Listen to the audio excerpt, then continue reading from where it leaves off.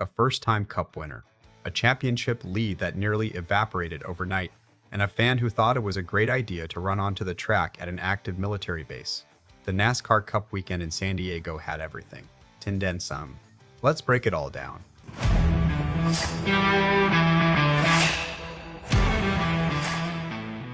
And hey, real quick, if you're a true NASCAR fan like me, go ahead and drop a like and subscribe to the channel.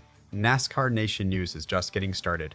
We're pushing for our next subscriber milestone, and it's all about real talk from fans who live the sport every week. All right, let's get into it. Naval Base Coronado, a brand new street course, a sold-out crowd, and racing that was absolutely fierce from the green flag all the way to the checkered. The NASCAR Cup weekend in San Diego delivered on every level, and we've got a lot to unpack. Let's start with the biggest winner of the weekend. And honestly, one of the biggest stories of the entire 2026 season so far. We already knew Heim was one of NASCAR's brightest rising stars, but Sunday took that reputation to a whole new level. Driving a part-time unchartered entry for 23XI Racing, Heim went head-to-head with championship leader Tyler Reddick, who also happens to be his teammate, and came out on top. What happened next surprised everyone. Heim captured his first career Cup Series victory, and just his 13th career start. Think about that for a second, and here's something that tells you everything you need to know about what Heim just accomplished. Even Denny Hamlin, who has often praised Heim's natural ability, said after the race that he's going to be a problem. That's high praise from someone who knows exactly what he's talking about. And the good news doesn't stop there. The team is already giving Heim a full-time chartered ride in 2027. That's a massive vote of confidence. And after what we witnessed on Sunday, it's easy to understand why. But while Heim was making history, another 23XI driver was fighting a very different battle. Bubba Wallace started the day looking strong. Then something unexpected happened. Our right front wheel wasn't secured properly during an early pit stop. The wheel came off on track. The penalty followed immediately. 2 laps down, Wallace was furious. And honestly, you can't blame him. However, there was one problem. Most drivers would have seen their day effectively end right there. Wallace didn't. He refused to quit. He stayed determined. He fought for every position. He clawed back both lost laps, and somehow turned disaster into opportunity. By the end of the day, Wallace crossed the line in second place. A 1-2 finish for 23XI Racing. And when it comes to championship battles, that's exactly the kind of resilience that can define a season. Now let's talk about the championship picture. Because while one 23XI driver was celebrating, another saw his advantage nearly disappear. Tyler Reddick had one of those weekends you'd rather erase from memory. In the final 5 laps alone, Reddick lost 43 points in the regular season title fight. 20 points disappeared when he lost the lead. Then another 23 vanished after he cut a tire following contact with Heim. And Reddick himself admitted it was a sloppy weekend. At first, nobody saw it coming. The trouble actually started much earlier.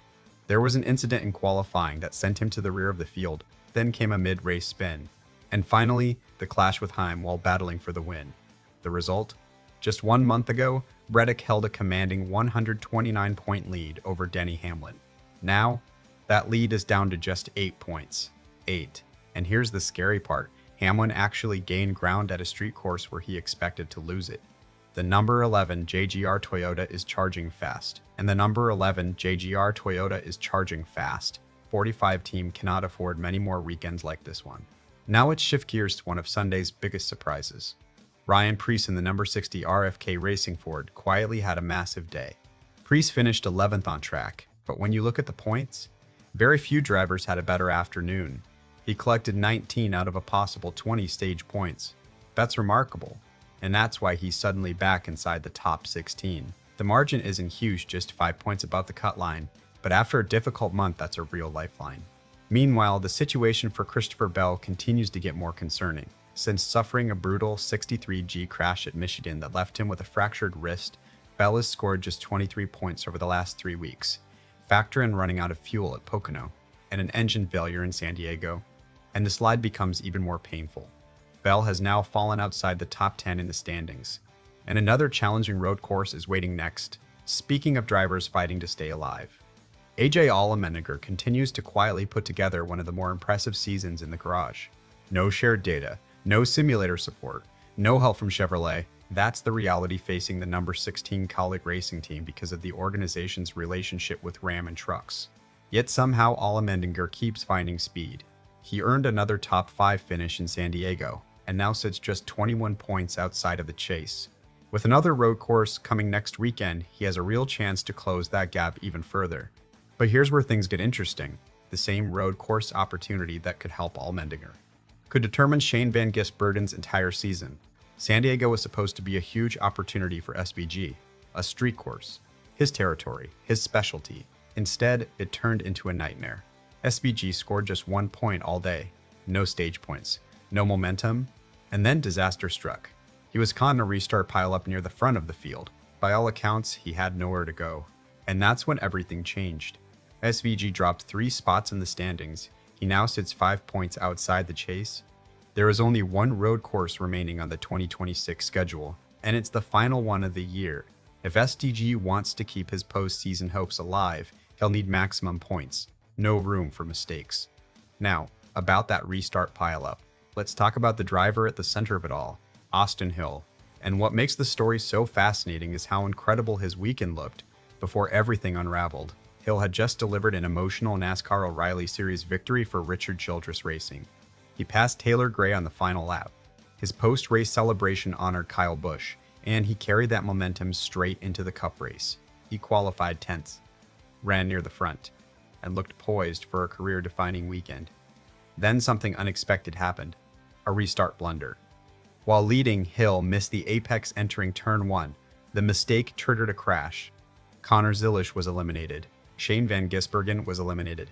And Hill's own day ended as well. One moment, one mistake. And suddenly, what could have been an all-time NASCAR weekend became a painful what if. Now let's talk about one of the most entertaining stories from San Diego, the NASCAR Cup debut of Kevin Magnussen.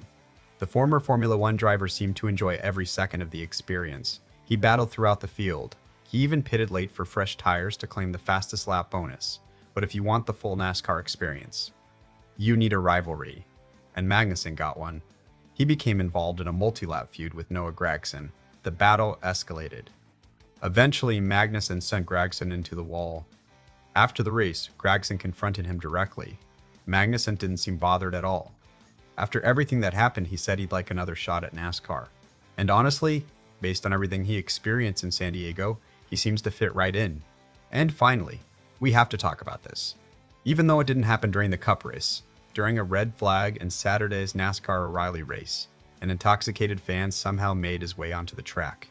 He chatted with Sheldon Creed, then took off running. He cleared 2 fences, lost a flip-flop along the way, and briefly became the most talked about person at the track. But here's the thing. Running onto a racetrack is never a good idea. Running onto a racetrack located on an active military base? That's an even worse one. Federal agents from NCIS quickly apprehended the individual, and it's probably safe to say we won't be seeing him at a NASCAR event anytime soon. What a weekend in San Diego. A first-time winner, a championship battle turned upside down, heartbreak, redemption, and more than a few unforgettable moments. Street course racing at its absolute best. Now I want to hear from you. With SVG sitting 5 points outside the chase and only one road course remaining on the 2026 schedule, do you think he can earn enough points to stay alive? Drop your take in the comments below, and if you enjoyed this breakdown, don't forget to drop a like, hit subscribe, and join us here at NASCAR Nation News. We bring you the real talk every week from fans who live this sport. We'll see you in the next one.